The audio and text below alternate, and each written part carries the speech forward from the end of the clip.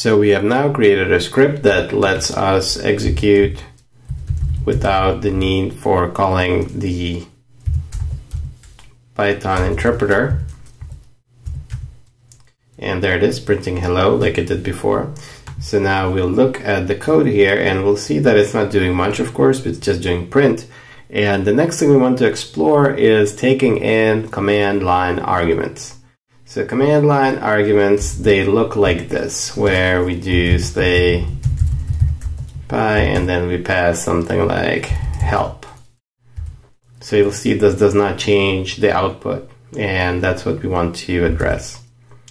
So first we make a import statement and we import the sys package, and this sys is something that abstracts a lot of underlying libraries and functionalities and essentially lets us interact with the system where our script is running.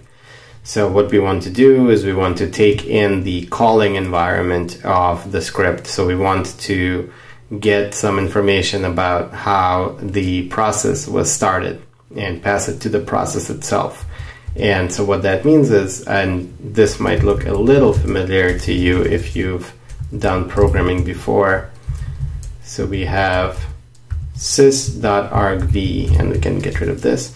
So argv means the collection of arguments that this application or this process was called with, the calling environment, so to speak.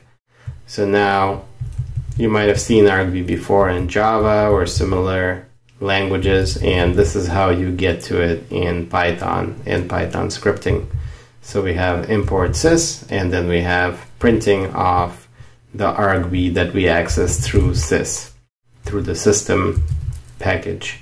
So now if we call this again, we call this empty, you'll see that it's a collection of one. It's just saying it was called with the program name, and then if we say this, we'll see it was called with help, and it'll just keep going.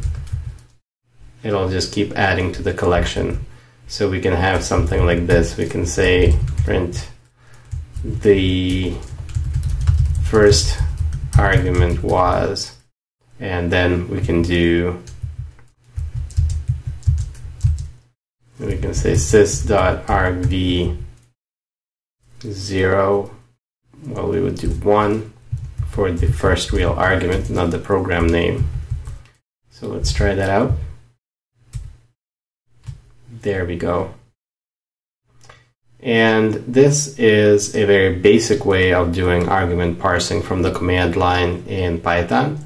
What we'll be looking at next is a slightly more advanced approach to this, something that's going to really turn this into a product for us and give us some nice capabilities, and that is called argparse, and we'll look at it next.